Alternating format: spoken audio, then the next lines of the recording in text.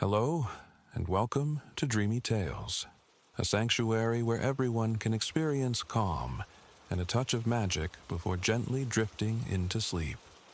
Tonight, we invite you on another enchanting journey, a story that helps soothe the mind and nurture a sense of peace. Before we begin, let's take a moment to prepare our bodies and minds for a comforting, restorative rest.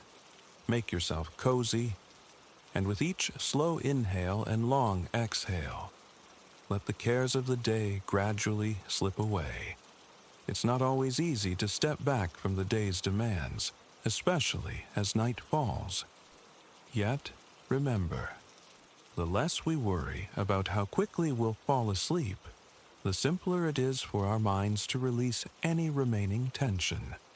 Allow the gentle flow of your breathing to wash away lingering concerns, and let the story ahead guide you into a state of deep relaxation.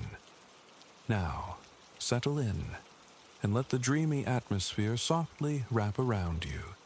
Enjoy this story, and may you drift into a peaceful, restful slumber here on Dreamy Tales.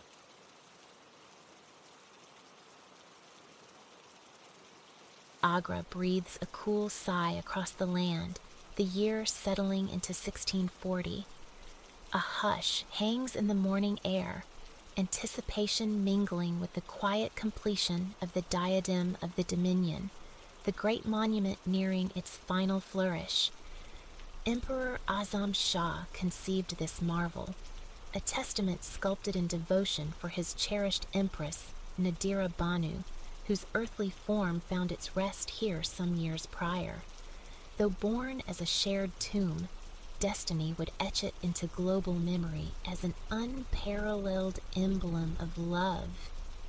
Its sheer beauty and the profound sentiment behind its creation, destined to resonate through ages. You stand now before its immense gates, the crispness of dawn a tangible presence on your skin. Poised on the Yamuna's southern embankment, the structure radiates a dazzling, almost blinding whiteness, though the river itself remains unseen from this vantage. Its distant, rushing voice provides a constant undertone, punctuated by the sporadic, gentle melodies of awakening birds. A matinal symphony unfolds, stirring within you a quiet gratitude for this early audience. Somewhere, carried softly upon the breeze, a man's voice lifts in morning prayer. Its resonant notes entwine with the birdsong and the river's murmur, a sound both profoundly soothing and deeply stirring. Closing your eyes, you isolate the thread of his voice, letting it wash over you. Around the diadem, the city begins to stir. Cultivators make their way toward unseen fields. Herders guide their flocks. From scattered corners, roosters issue their sharp cries, echoing clearly in the pristine air. Each sound distinct, unburdened by the clamor yet to come. One day, this skyline will bristle with structures, but for now, space stretches generously between the diadem and the few other vibrant domes punctuating the horizon. The sky itself is a canvas, streaked yellow and orange by the nascent sun, a celestial counterpoint to the reds and blues of the distant cupolas. Agra, once the very heart of Azam Shah's empire, still wears its significance proudly, despite the capital's recent shift to Delhi in 1638. The city's splendor persists, a testament to the emperor's passion for art and architecture. While the diadem is undeniably the crowning achievement of his patronage, numerous handsome red brick edifices also dot the landscape, adding warmth to the scene. Azam Shah, fourth sovereign of the Mughal line, presided over a formidable empire rooted primarily in the Indus Basin, its influence stretching across vast swathes of India, Afghanistan, and lands that would become Pakistan. The Mughals, renowned patrons of the arts, wove elements of Persian life into the South Asian tapestry, creating a rich cultural legacy destined for longevity. Here, this influence manifests powerfully in the architecture. Slender minarets, the elegant towers flanking mosques, are common sights. Intricate carvings adorn surfaces with lavish detail. Rounded, bulbous domes crown many significant buildings, including the masterpiece before you. While this monument gleams with marble, many humbler structures you passed earlier shimmered with mosaics of small tiles, marble being a luxury beyond most means.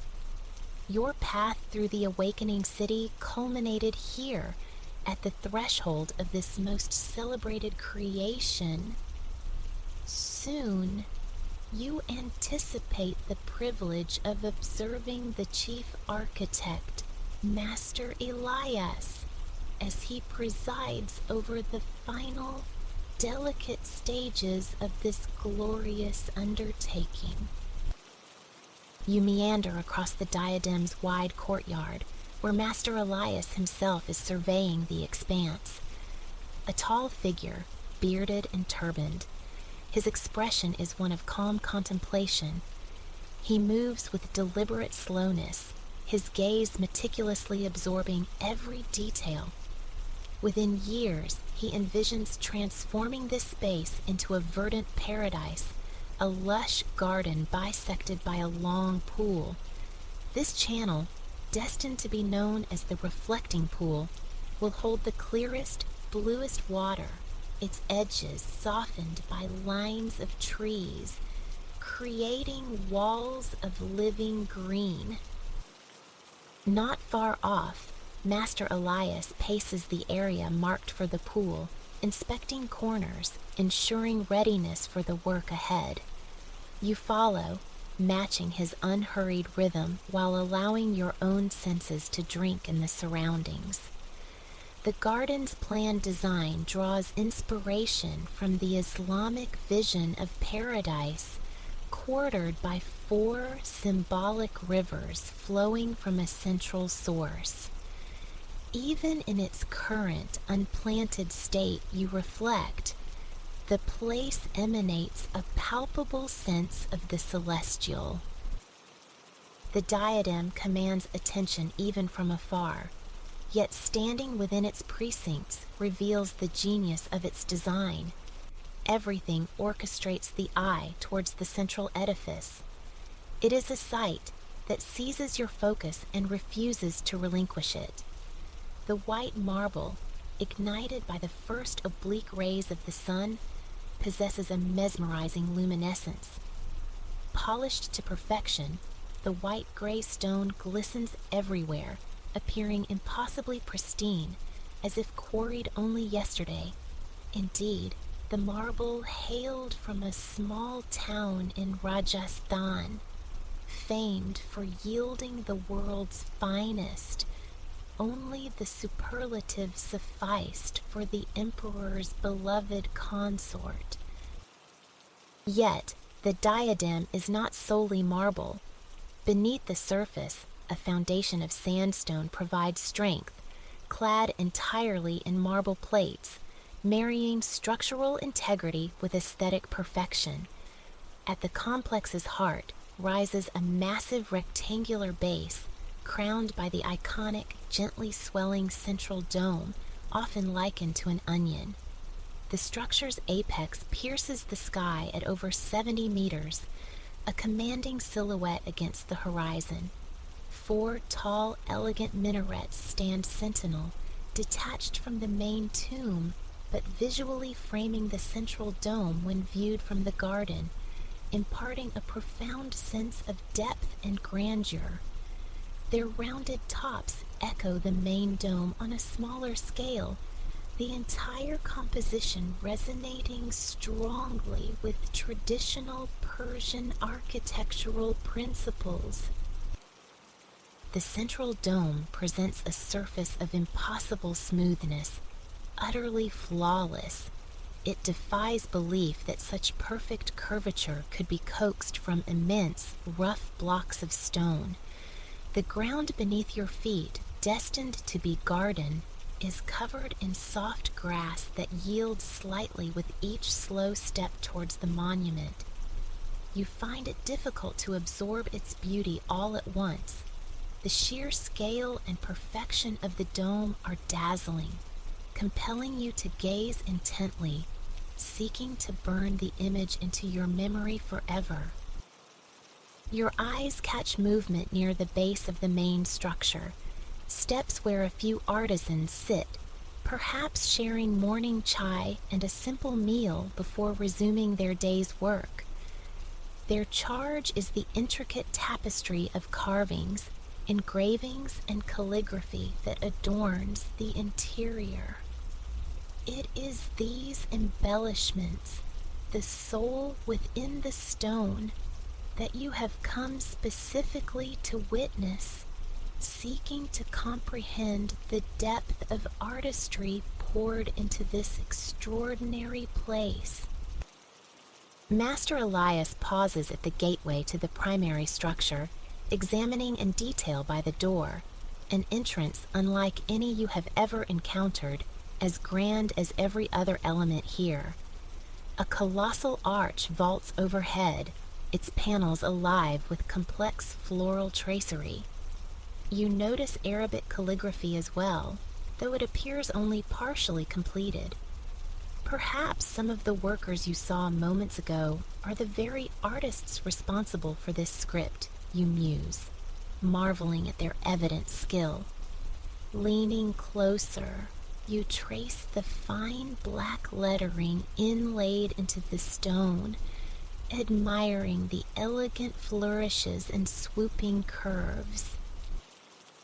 This great gate, the pishtak leading into the tomb complex proper, is renowned for its primary inscription, already completed some years ago in 1609. O soul, thou art at rest. Return to the Lord at peace with him, and he at peace with you. Numerous verses from the Quran grace the monument, befitting its essential purpose as a final hallowed resting place. Many of the diadem's inscriptions and decorative motifs feature floral designs, abstract geometric patterns, and flowing calligraphic lines. In certain areas, the luminous marble is inlaid with jet black jasper, a variety of quartz, creating striking contrasts. You learn that the inscriptions positioned higher on the walls are rendered in larger script, ingeniously scaled so that a viewer on the ground can still discern the lettering. Even the most minute detail here feels utterly deliberate, born of meticulous planning. You follow Master Elias as he moves towards the central chamber of the main mausoleum. Approaching, you discern the subtle sounds of artisans within the vast resonant space, diligently working on the delicate walls. The soft, rhythmic tapping of their chisels and small hammers echoes, amplified by the emptiness. Occasionally, a worker pauses. The tapping fades as he blows away fine stone dust, inspecting his progress. Then, satisfied, the gentle percussion resumes, filling the air. You find yourself walking at a more leisurely pace, unconsciously adopting the slow cadence of their craft, trying to absorb the sheer magnitude of human effort crystallized in this chamber. The great dome you admired from the garden now forms the soaring ceiling above. Inside, the marble gleams with the same intensity as it did externally. Sunlight streams through intricate, lace-patterned stone screens in the openings. Jolly work, bathing the space in a warm, golden luminescence. Tiny dust particles drift lazily through these shafts of light, catching the sun like fine, airborne sugar, shimmering like fairy dust when the angle is just right. The jolly screens themselves are as masterfully wrought as the carvings and inscriptions. Hewn from massive stone blocks, their delicate, latticed appearance belies their origin, appearing as fine, interlacing strands of stone. The filtered sunlight illuminates the surrounding marble walls, suffusing the room with an ethereal glow. Few have trod these floors. The building feels new, immaculate, possessing the unique allure of a place scarcely visited. Ladders and platforms still stand here and there, vestiges of the immense construction effort, but most equipment has been cleared. A lone worker sweeps the marble floor with a broom fashioned from bamboo, its rhythmic swishing a soft counterpoint to the distant tapping. Your attention returns to the architect, Master Elias. He is now closely inspecting a section of the wall separating this octagonal chamber from the inner sanctum. A flicker of curiosity draws you towards him. As you approach, you notice distinct features on this wall. Flanking the doorway to the innermost chamber are shallow alcoves carved into the stone, gently curved and culminating in a subtle point.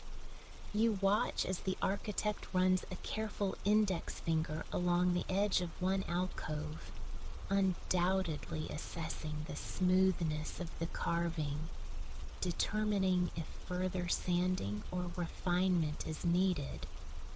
You are struck by the profound sense of duty and meticulous care Master Elias invests in the diadem. He has clearly spared no effort to achieve absolute perfection and continues this vigilance even now. Satisfied with the alcoves, he turns his focus to the decoration adorning the wall around them. It's a vibrant, multi-hued network of exquisite florals interconnected by flowing vines and creepers. Predominantly blue and yellow vines support blossoms detailed with orange and green, accented by subtle browns on some petals. The patterns intertwine with an elegance that seems almost liquid, like lyrical Arabic poetry rendered in stone. Moving closer, you examine the minute details of these colorful forms, and then a startling realization dawns. These are not paintings. The wall before you showcases one of the most stunning examples of pietra dura, an intricate art form where precisely cut, colored stones are inlaid into a base stone, creating visuals that mimic painting from a distance. Close inspection reveals the seams where the vibrant stones, lapis lazuli, jasper, jade, carnelian, have been meticulously set. The sheer time and patience demanded by such work feel overwhelming. You picture a devoted artisan, brow furrowed in concentration, placing each sliver just so, then stepping back again and again to gauge the effect. Almost instinctively, you take a step back yourself, trying to capture the artisan's perspective. It is truly striking how these botanical forms seem brushed onto the marble. Being so new, the colors possess an undimmed vibrancy. In a way, they foreshadow the living plants destined to flourish soon in the garden outside. Glancing across the chamber, you see Master Elias now observing the work of a carver. An older man, perhaps in his 60s, meticulously coaxes patterns from the wall surface. With focused taps of his sharp chisel and tiny hammer, he conjures designs resembling flowers and leaves. The surrounding wall is hard, unyielding stone, yet through his patient labor, something delicate and almost magical is emerging.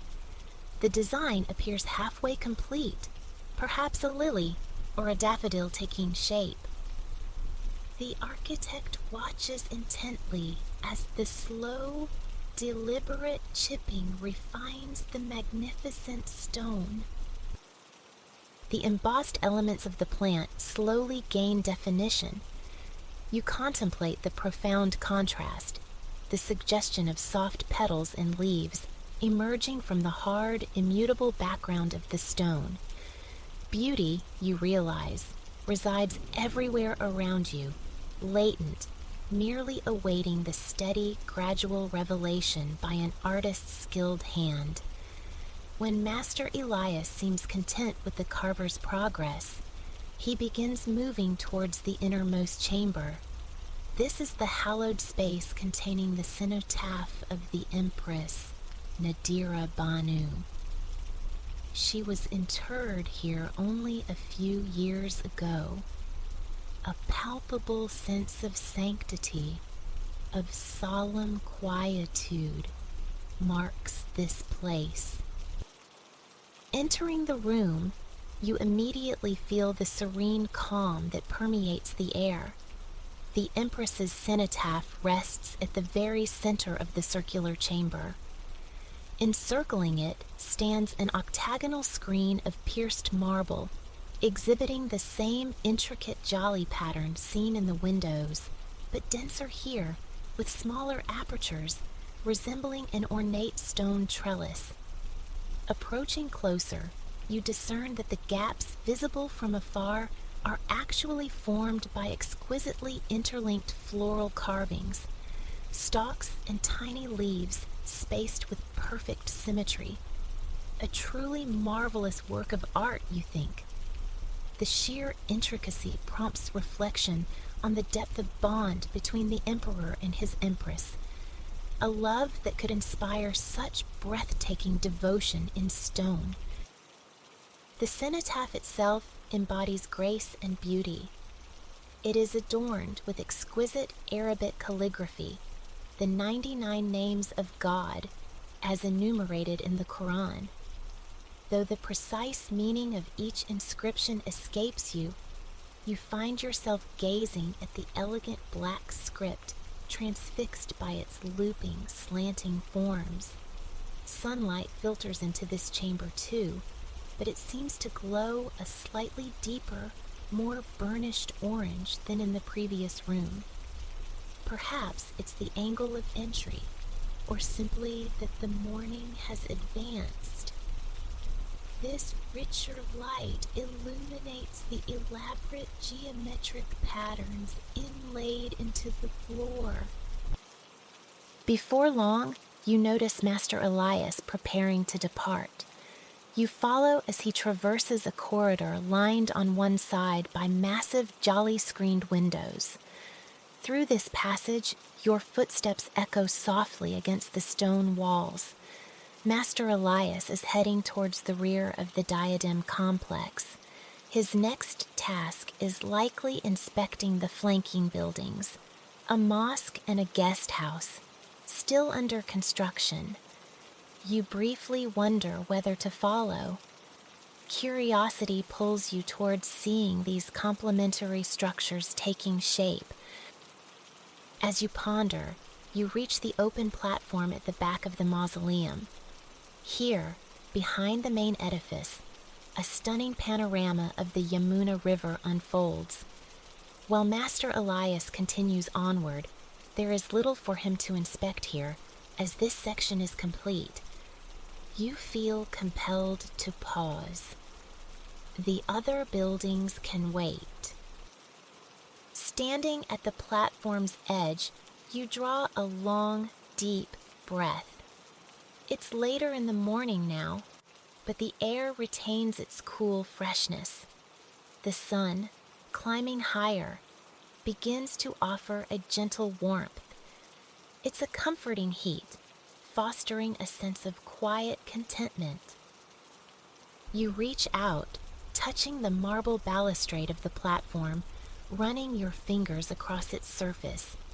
It feels remarkably smooth, cool against your skin. As you stroke the polished stone, your thoughts drift to the genesis of this place, to the countless individuals who poured years of their lives into realizing Azam Shah's vision. Your gaze settles on the Yamuna River, thoughts meandering alongside its current. The diadem is magnificent in isolation, you concede, but the presence of the river, its sight, its sound, adds an entirely different dimension to the experience. The water appears pristine and clear, flowing between wide banks.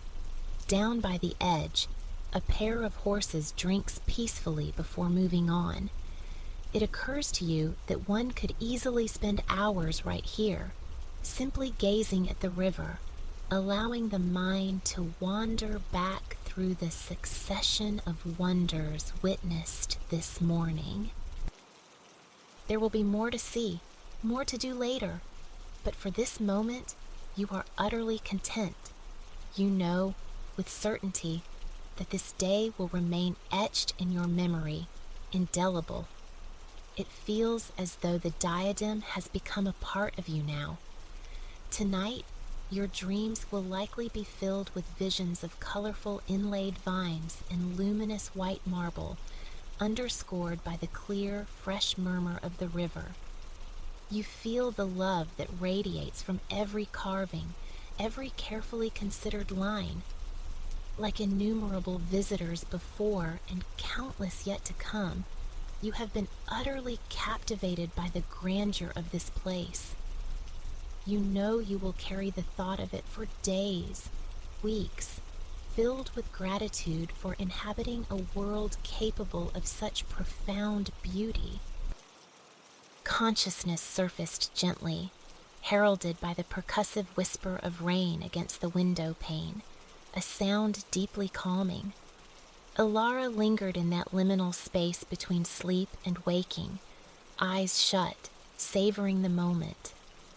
Warmth cocooned her, yet a cool current, a gift from the oscillating electric fan aimed bedward, caressed her skin, maintaining a perfect equilibrium. A soft yawn escaped as her eyelids fluttered open, adjusting to the nascent morning glow. Dawn was breaking, painting the sky outside, and the curtains, left ajar the night before, danced lightly in the fan's breeze. Nestled in comfort, her thoughts drifted back, retracing the journey. Air travel had brought her here, to the stunning archipelago of the Philippines, a nation scattered across more than 7,000 islands. Yesterday marked her arrival in Manila, the sprawling capital. The transit from airport to lodging had unfolded with surprising ease, guided by clear instructions from Mateo, the driver arranged to meet her. "Find area number 5, the message said. Stepping through the sliding glass doors, the city's embrace was immediate, a palpable heat, thick with the unmistakable scent of holiday humidity. Evening had already fallen. Palm trees, incongruous yet welcome urban sentinels, punctuated the view. A thrill, sharp and bright, coursed through her. This was it, a true adventure unfolding.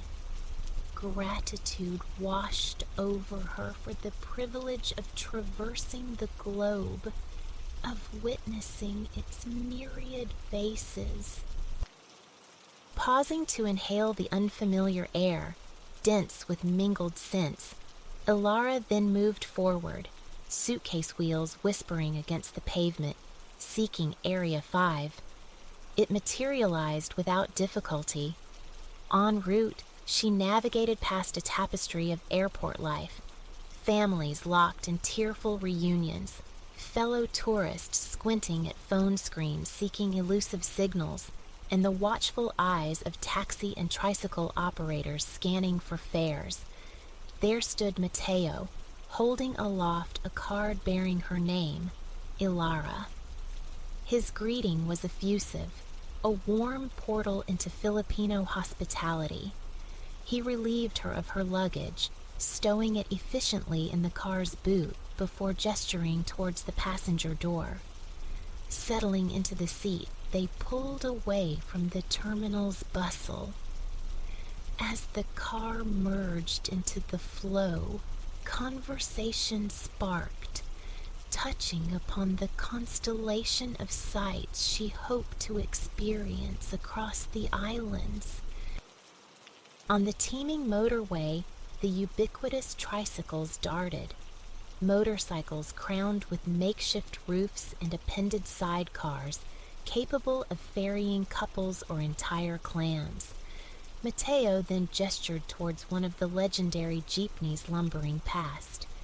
Repurposed relics of post-World War II military trucks, these vibrant vehicles served as public chariots, each a unique canvas splashed with bold colors and diverse themes, proudly bearing its own moniker. Last night's commute had revealed a Guadalupe, adorned with Marian iconography and a Sonic, emblazoned with characters from the classic video game. Their rear entrances remained perpetually open, inviting passengers to hop on and off with fluid ease.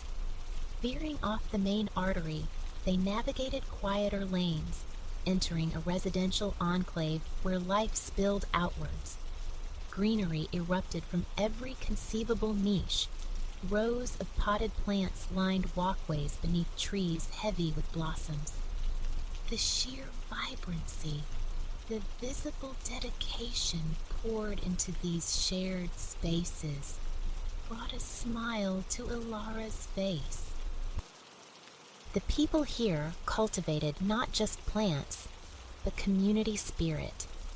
Finally, the car halted before her sanctuary for the next 2 nights, a house on a tranquil street, as colorful and meticulously kept as its neighbors.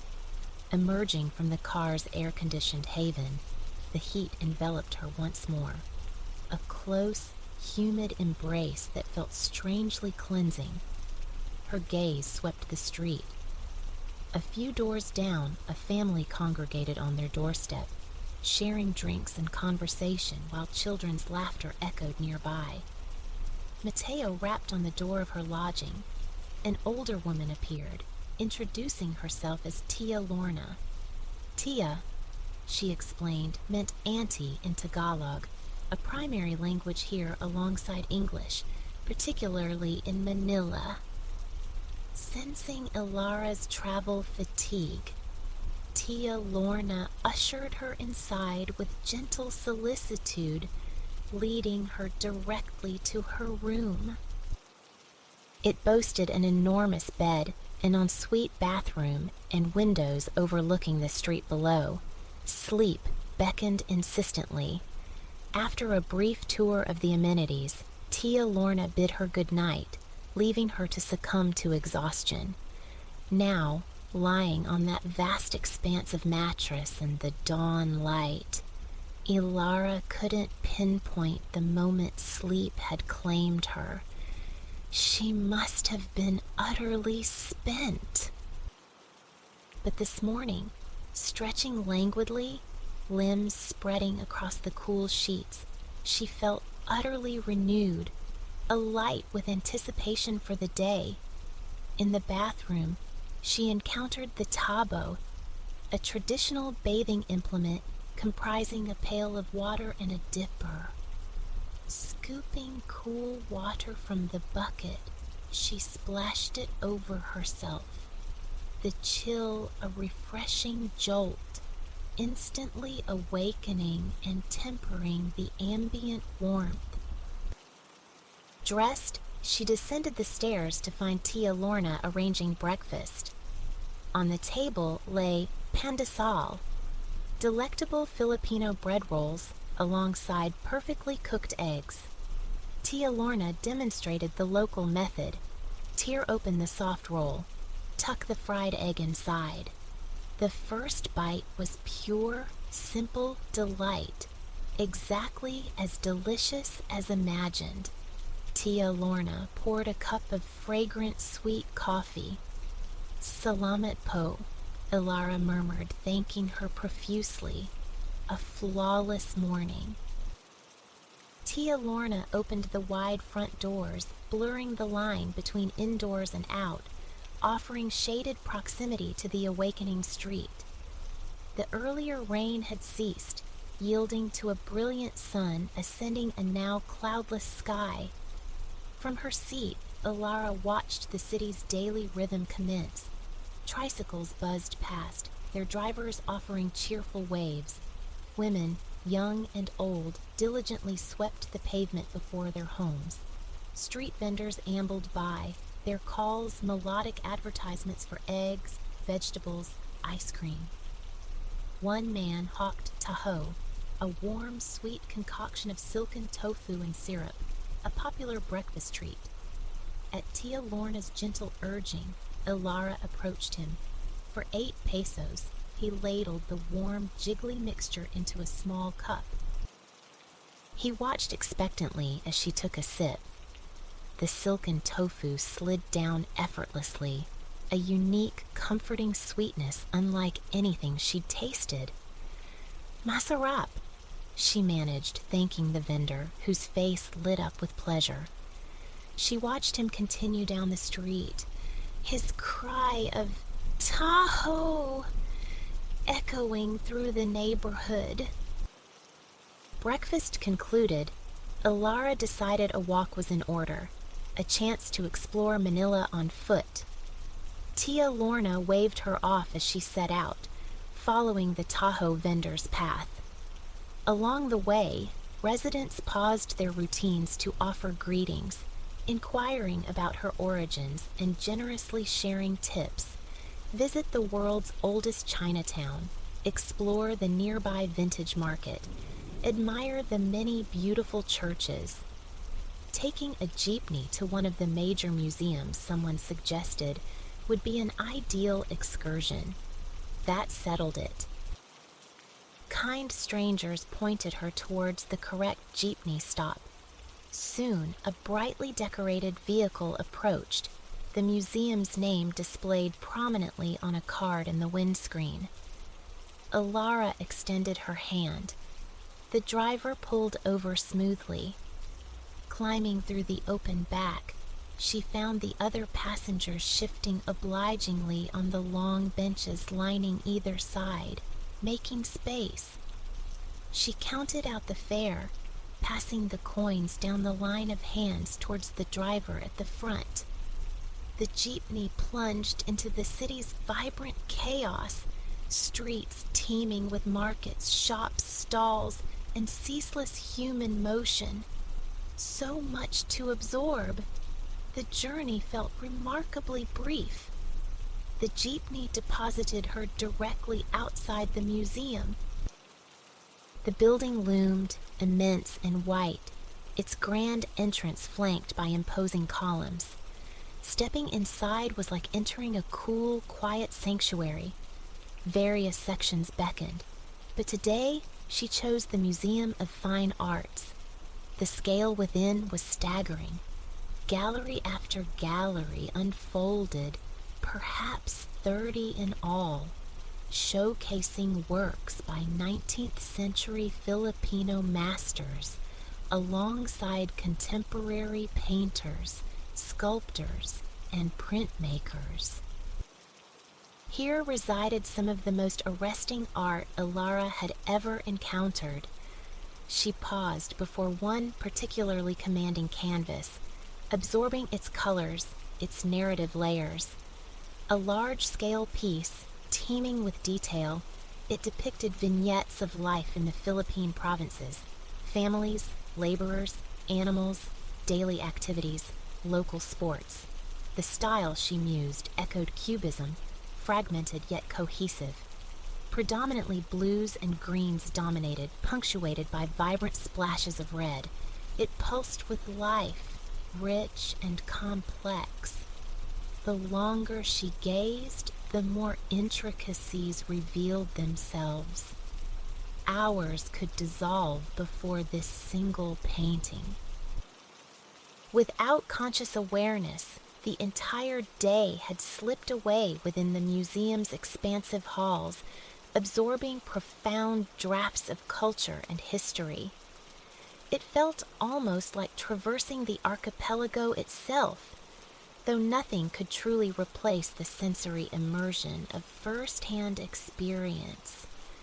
The sounds, the smells, the vital connection of meeting people face to face. She made her way towards the exit, offering thanks to the gallery staff. Emerging into the daylight revealed a subtle shift. The air had cooled. The sun hung lower in the sky. The city was beginning its gentle descent into evening. A short walk to a coffee shop seemed appealing, a chance to sit and observe the passing traffic.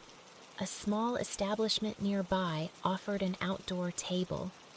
No sooner had she settled than a menu appeared, listing coffees sourced from different provinces. She chose one from Palawan, her next destination.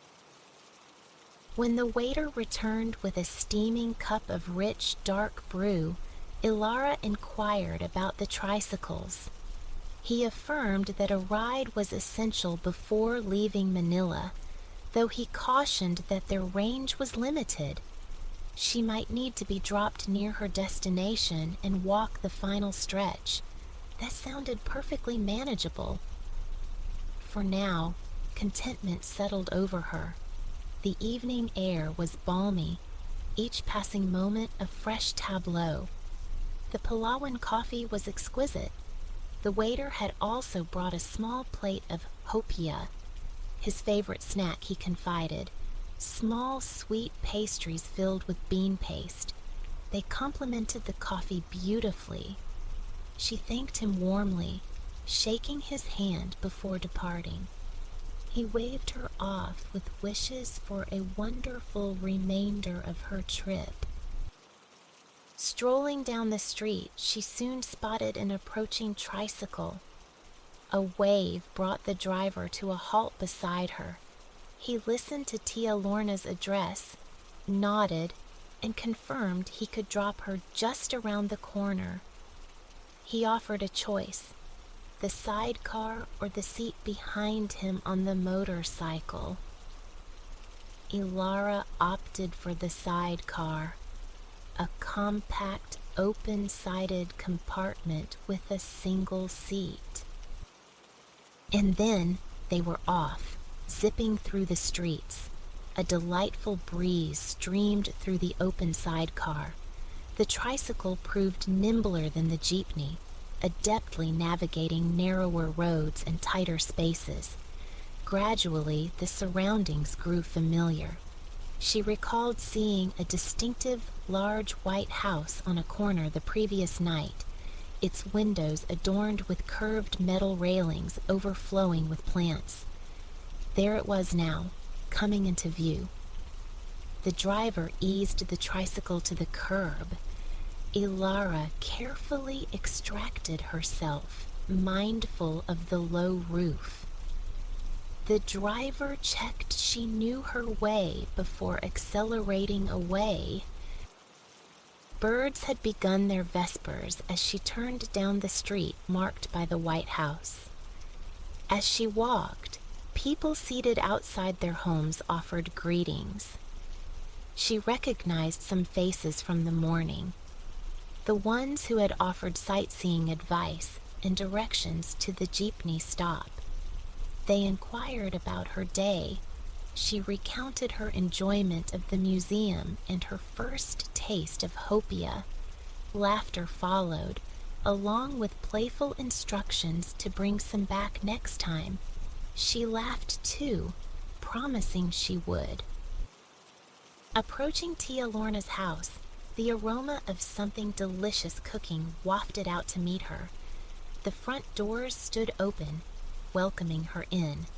A quick freshening up before dinner seemed wise. Tia Lorna called a greeting from the kitchen. Elara replied she'd be down shortly. Sige. Tia Lorna responded, go ahead, or sure. Standing before the basin, Elara turned the tap, letting cool water run over her hands. Lathering the soap between her palms, she worked up a froth, rinsing thoroughly before leaning over to splash her face. The coolness was instantly reviving, a pleasant sensation against her skin. Reaching for a soft towel hanging nearby, she gently patted her face dry. Much better.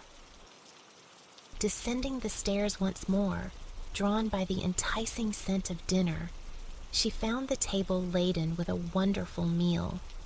A large bowl brimming with vegetables in a rich, tomato-based sauce immediately caught her eye. Pinakbet, a beloved dish, served alongside fluffy white rice. Tia Lorna emerged from the kitchen bearing a bowl of rice just as Elara sat down. Accepting it with thanks, Elara spooned a generous portion onto her plate, followed by a helping of the vibrant pinakbet, letting the sauce mingle with the grains. Salivating, she politely waited for Tia Lorna to serve herself before taking the first bite. Scooping rice, sauce, and vegetables onto her spoon, she finally tasted it. Perfection. The vegetables were tender, yet retained their individual textures, the rice light and airy. Elara recounted her day, vividly describing the painting that had captivated her at the gallery. Tia Lorna nodded knowingly as she listened. Ah, Vicente Manansala, she said. My favorite painter.